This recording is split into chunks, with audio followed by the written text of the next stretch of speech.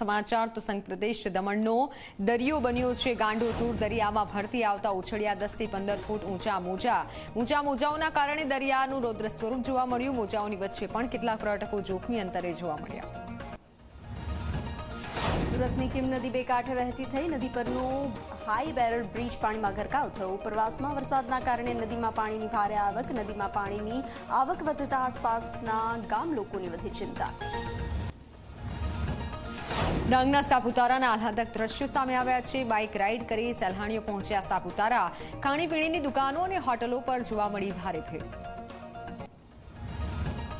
સવારના 6 વાગ્યાથી અત્યાર સુધીમાં ગુજરાતના 33 તાલુકામાં વરસાદ। વલસાડના કપરાડામાં 1.25 ઇંચ વરસાદ વરસ્યો। વાપીમાં 4.25 ઇંચ તો ખેરગામ અને માંગરોળમાં 2 ઇંચથી વધુ વરસાદ વરસતા અનેક વિસ્તારોમાં જળબંબાકારની સ્થિતિ। રાજ્યમાં ભારેથી અતિભારે વરસાદની અંબાલાલ પટેલની આગાહી। સૌરાષ્ટ્ર, મધ્ય દક્ષિણ ગુજરાત, ઉત્તર ગુજરાતમાં ભારે વરસાદ પડવાની શક્યતા। 6 થી 10 ઓગસ્ટ દરમિયાન સારા વરસાદની આગાહી। બંગાળના ઉપસાગરમાં વરસાદી સિસ્ટમના કારણે પડી શકે છે વરસાદ।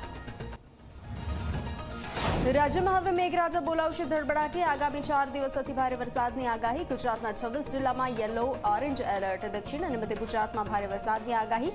સૌરાષ્ટ્રના કેટલાક જિલ્લાઓમાં આવી શકે ભારે વરસાદ। આગામી 7 દિવસ ભારેથી હવામાન વિભાગની આગાહી કરવામાં આવી છે। 4 સિસ્ટમ સક્રિય થતા 29 જુલાઈ સુધી ભારેથી અતિ ભારે વરસાદની આગાહી। છોટાઉદેપુર, નર્મદા, તાપી, નવસારી, વલસાડમાં રેડ એલર્ટ અપાયું છે। આજે સાબરકાંઠા, અરવલ્લી, દાહોદ, વડોદરા, ભરૂચ, સુરતમાં ઓરેન્જ એલર્ટ।